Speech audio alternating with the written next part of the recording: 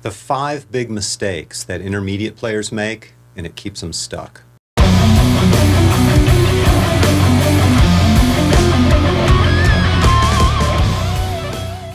If you've been watching my other videos, you might notice that there are some similar ideas here in this video to the other ones that I've done, including what causes guitar players to plateau, the big mistakes beginners make, and the problem with guitar tabs. The difference is that here I'm going to go into specifically what applies to the intermediate player and what causes them to stay stuck.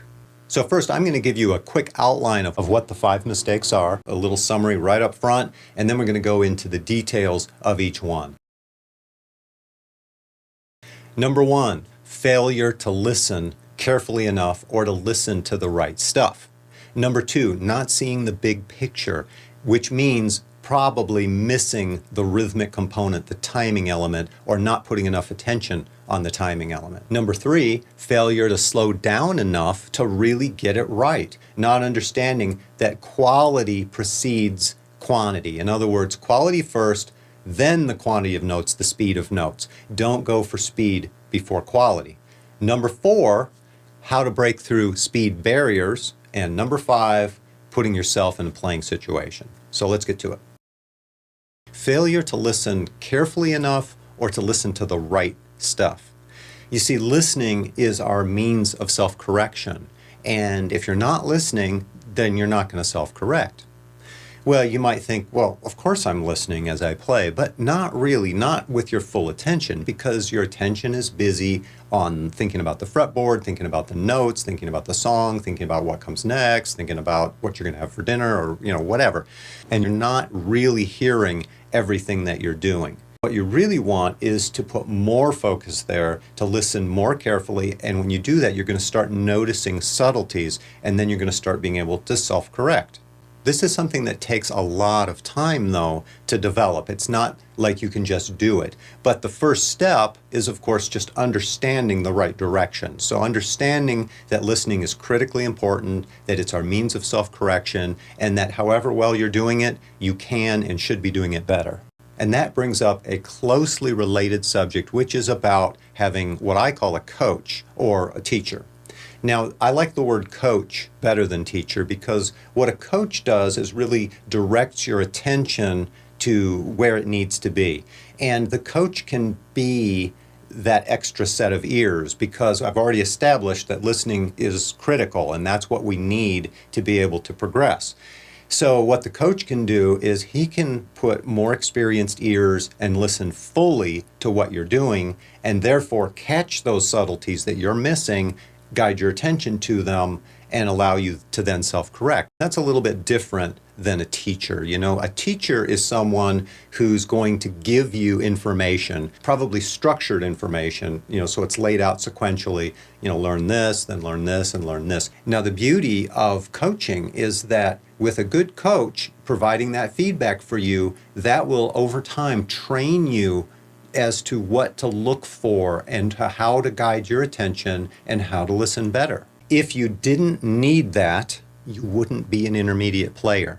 The fact that you're an intermediate player tells me that you're not fully listening, you're not connecting the dots between what you're doing and what the subtleties that need to be corrected are, because if you did all those corrections, you wouldn't be an intermediate player. So the first big mistake intermediate players are making, they're not listening closely enough as they play, and generally they're not hiring a good qualified coach to help them listen better. The second big mistake is not seeing the big picture. Now, of course, there's no fault in that because obviously, you don't know the big picture. That's what you're learning as you progress. But let's just step back for a moment, and this connects to what I was saying in the problem with guitar tabs video. The big picture is that as a musician, a guitarist, we're arranging sounds in time. And not really fully understanding what that means is a big problem because what happens is we look at the fretboard because that's the visual aspect of the instrument and we think about where our fingers are going and we put our finger in the right place, we play the right note and we play the right sequence of notes and we think that we've done the job. But in fact, that's really not true because that's only the sound aspect. You've got the time aspect. Now, Generally, what intermediate players will do is sort of guess at the time aspect, kind of get it to sound generally in the ballpark, and then they think they're doing it.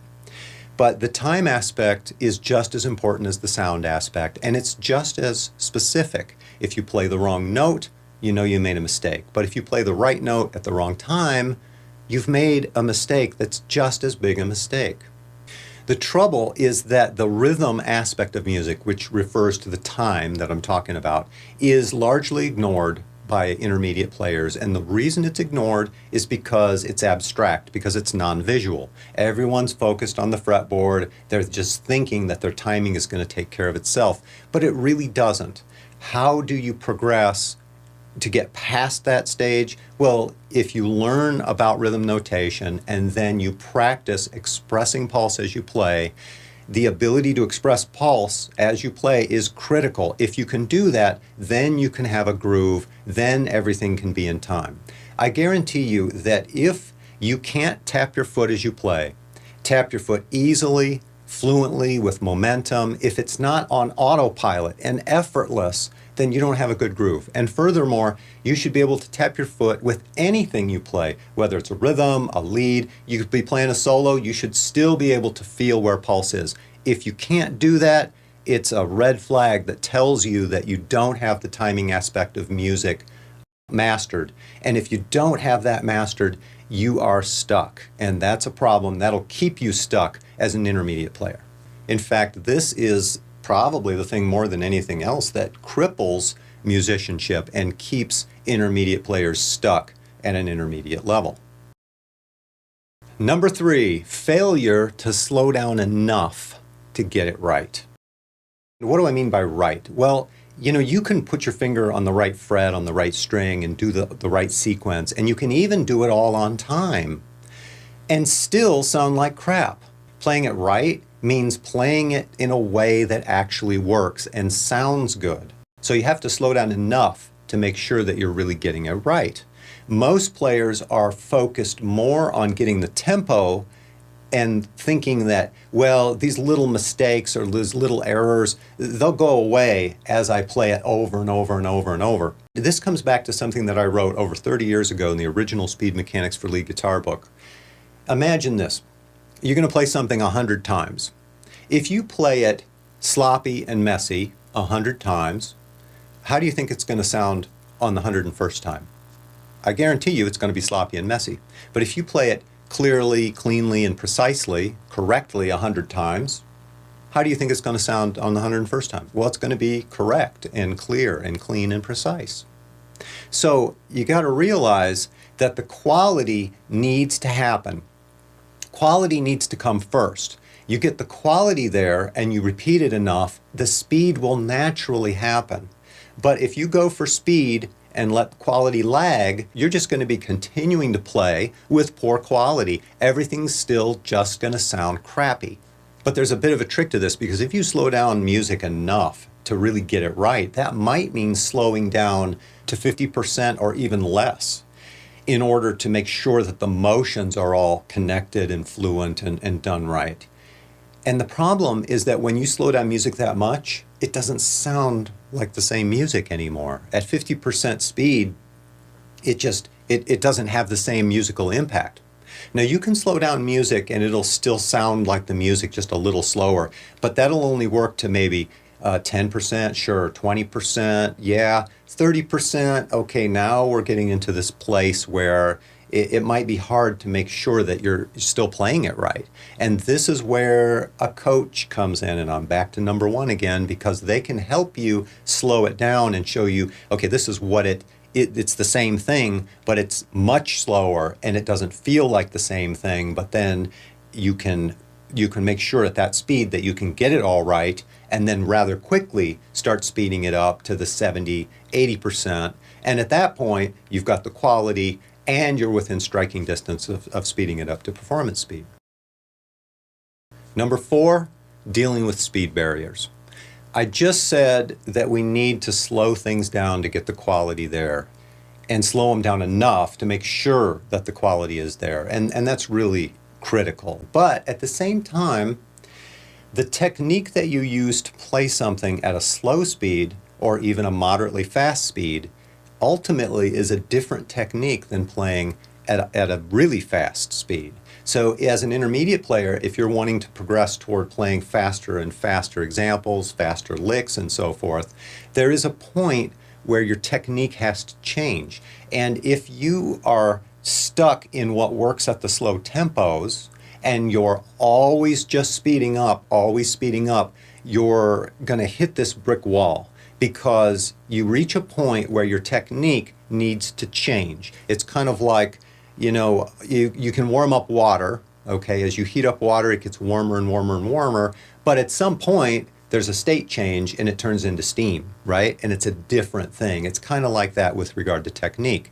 Your slow tempo, that's one thing, and you need to get that right. You need to get that built up. But then you also need to understand that there's this state change that can come into play at a certain point. If you don't get that, you're going to remain stuck at this moderately fast level, and you're going to have this brick wall. And every time you run into it, the only way it's going to feel like you can actually speed up is by tensing up and trying to power through it. And the problem with that is that it does work to a small degree. It'll allow you to get just a little faster. So, it makes you think, oh, I just need to keep doing this. And a little truth is sometimes a dangerous thing because it leads you down the wrong path. And that's one of those cases. The way that we actually want to get through those barriers is by changing our technique to the technique that we actually want to use at the faster speeds and relaxing. Then you'll be able to play faster. It's a relaxed technique that allows you to break through these barriers. So I talk a lot about that in the upcoming Speed Mechanics 2 book and also the Master Mechanics course I'm creating. Also with some of the videos on Patreon, even right now, some of that material is on there, and that'll kind of show you how to get over those hurdles. It's kind of paradoxical in a sense. On the one hand, I just said, you need to slow way down and make sure everything's right. And on the other hand, here I'm saying you actually need to skip over this boundary and play at a speed that you can't play at, meaning very, very fast, in order to know what it's going to feel like to play fast.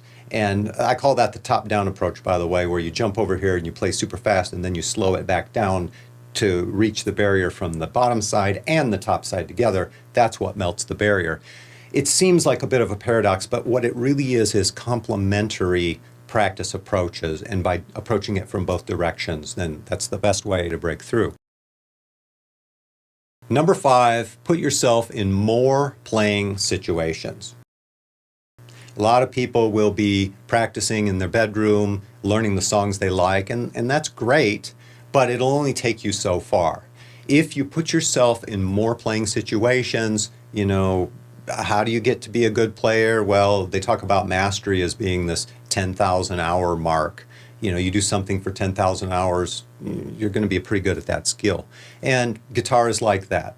In fact, maybe it even takes more than 10,000 hours. I don't know, but it depends, of course, on exactly what skills we're talking about, because guitar isn't a skill, it's actually a skill set. So depending on what elements of that skill set you really want mastery over and how high they are, that kind of determines how much time you need to spend on them.